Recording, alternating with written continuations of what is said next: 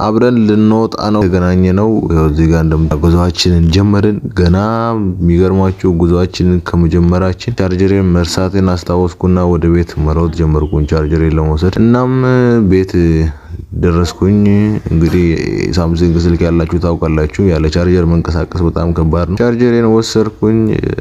ከተማ ውስጥ ባጃጅ አልነበረም። ባጃጅ ስንፈልግ አገኘንና እንደምንም ብሎ ውስጥ ለውስጥ እየሄደ ጋሞ አደባባይ ያደረሰን። ያው ከተማው እንደምታዩት ለውጥ ኮሪደር ስራ የተጣደፈ ነው።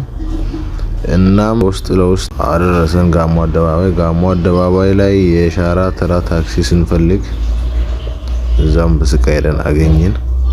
ጉዞ ወደ ሻራ ታክሲ ውስጥ ገባን። እንደምታዩት ጋቢና ነበር የተቀመጥነው።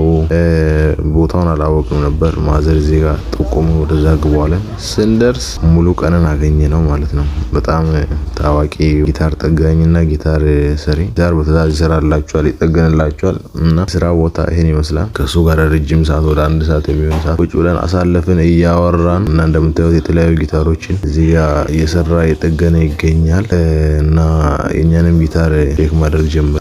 አርጅ ጊታር ነበር አምጥተን የሰጠን። እንግዲህ አዲስ እንደሚያደርጋት አንጠራጠርም። እሱም ይሄ ለኔ ተው እያለ ነው እና እዚህ ጋር ያው በየቦታው ጊታር ነው ያለው። ሁሉም በቃ ሰውየው ጊታር ስራዬ ብሎ ጀምሯል።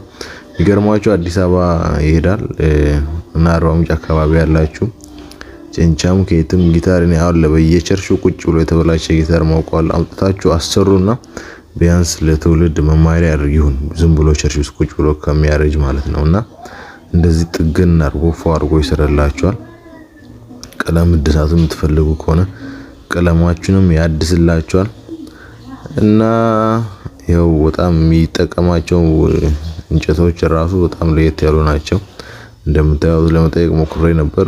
ዋንዛ እንጨት ነው እና ኢምፖርት አድርጎ ነው ከሌላ ቦታ በትዕዛዝ አስመጥቶ ነው የሚጠቀማቸው። በዚህ ስራ ደግሞ የ8 አመት ከዛ በላይ ልምድ አለው። በጣም የሚገርማችሁ ቤተሰብ ውስጥ ያው እያየ ነው ያደገው።